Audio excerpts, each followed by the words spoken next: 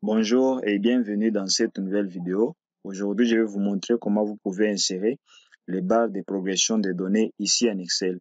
Avec ces barres de données, vous pouvez commencer à faire le constat de vos données qui sont peut-être périodiques, qui sont peut-être mensuelles, journalières ou annuelles. Ça dépendra donc des résultats auxquels vous vous attendez. Alors, à titre d'exemple, nous allons prendre ces petits logiciels que j'ai conçus ici en Excel. Mais sinon, en passant déjà, je vous dis qu'il y a une formation, c'est oui, cette formation ici, qui est disponible pour tous ceux qui veulent débuter en Excel.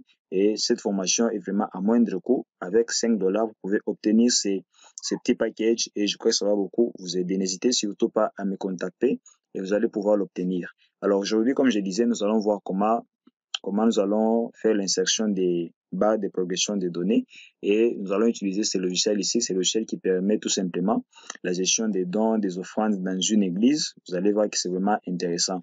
Alors, nous allons essayer d'utiliser juste les données qui sont ici dans le mois de janvier et nous allons prendre la dernière colonne, là où il y a le total de ce qui est réalisé chaque jour. Nous allons essayer d'utiliser ça pour insérer les barres de données. Alors là, vous pouvez enregistrer, vous pouvez tout simplement insérer une date ici, par exemple le 22, et par exemple, mettons par exemple le 22, il y a eu par exemple les dons et les offrandes qui ont atteint, prenons l'exemple de 50 000 francs. Voilà. Et là, on fait quoi? On fait tout simplement enregistrer. Et on aura des données qui seront enregistrées. Donc, si vous regardez ici, ça sera enregistré le 22, on a eu 50 000 francs. Voilà un peu c'est à quoi ça ressemble. Alors, nous allons tout simplement aller dans les données. Je vais consulter les données qui sont au mois de janvier et tout ce que nous avons enregistré. Voilà. Ce qui va nous intéresser, donc vous allez voir qu'il y a beaucoup de feuilles. Hein. Il y a pour janvier, il y a pour février, il y a pour mars, ainsi de suite. Mais nous allons nous focaliser sur le mois de janvier, le mois de janvier qui est là. Nous allons tout simplement sélectionner toutes les données, donc du 1er jusqu'au 30, puisque ce sont des données journalières. Hein. Ce sont des données journalières. Nous allons sélectionner jusqu'au 30. Voilà. Dès que vous terminez à sélectionner, vous faites quoi? Vous allez tout simplement dans mise en forme conditionnelle et vous allez dans cet écrit nouvelle règle. Vous entrez là-bas et ici vous allez en premier lieu sélectionner un type de règle. Donc un type de règle que vous allez choisir, c'est ce que vous allez choisir à ce niveau ici. Alors avant de choisir ici, vous devez d'abord chercher les styles de mise en forme que vous voulez utiliser. Et dans notre cas ici, nous voulons utiliser les barres de données. Alors je vais changer ici, au lieu d'échelle à deux couleurs, je prends barre de données. Et ici, sélectionner un type de règle. Vous allez tout simplement laisser la première règle qui est là, mettre en forme toutes les valeurs d'après, mettre en forme toutes les cellules, voulais-je dire, d'après leur valeur. Vous laissez tout simplement comme ça.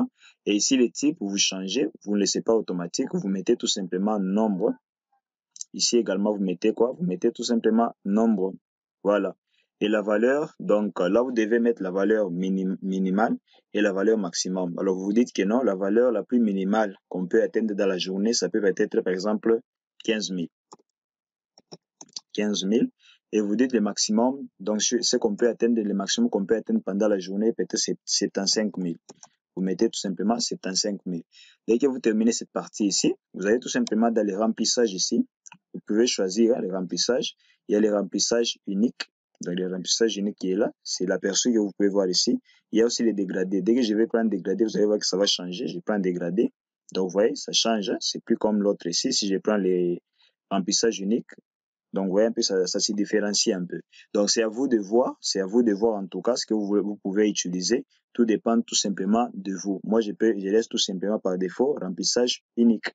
Et la couleur, ça dépend de la couleur que vous voulez prendre. Mais généralement, c'est mieux de prendre la couleur verte. Hein. C'est mieux. C'est la couleur que je préfère. Hein. Si vous voulez, vous pouvez mettre la couleur bleue, la couleur orange. En tout cas, tout dépend de vous. Moi, je prends la couleur verte ici. Donc, voyons. Je prends cette couleur-là. Voilà. Je prends la couleur verte. Et vous pouvez également ajouter des bordures. Hein. Des bordures ici. Vous pouvez mettre la bordure. Vous voyez ici. La couleur noire, ça dépend de vous. Mais moi, je préférais peut-être laisser comme ça. Moi, je préfère rester sans bordure. Mais vous pouvez mettre, tout dépend tout simplement de vous. Et vous avez donc le choix de choisir vous-même. Et orientation de la barre, vous pouvez soit le mettre soit à gauche, soit à droite, ça dépend de vous. Mais moi, je préfère rester bien le contexte, que ça puisse rester comme ça, normal, sans que je puisse bouger quoi que ce soit. Dès que vous finissez, vous faites tout simplement OK. Donc, vous voyez un peu les résultats. Donc là, si s'il arrive que la valeur change, vous allez voir aussi la barre de progression va changer. Prenons le cas où ici c'est 15 000. Vous voyez, c'était 15 000. Si par exemple il arrive que je change, je mets par exemple 25 000. 25 000, je fais entrer. Donc vous voyez, ça progresse au fur et à mesure que les données sont en train de changer. Donc c'est de cette manière que vous pouvez insérer les barres de données tout simplement comme ça en Excel. Et je crois que ça va vous aider déjà à constater comment est les résultats de chaque jour ou les résultats de chaque année. Ça dépend ça dépend donc du contexte dans lequel vous allez pouvoir les utiliser. Alors si vous avez des difficultés, en tout cas, n'hésitez surtout pas à me faire part de cela en commentaire. Je vais pouvoir vous assister. Je suis vraiment là, je suis à l'écoute. Si vous avez des difficultés, n'hésitez surtout pas à m'écrire en commentaire, je vais pouvoir vous assister. Donc c'était un peu ça ce qu'on voulait voir aujourd'hui avec ce petit logiciel ici qui permet tout simplement de pouvoir gérer les offrandes et les dons dans une église, et on a essayé de voir un peu les barres de données qu'on pouvait insérer, et ça nous permet tout simplement de constater les résultats.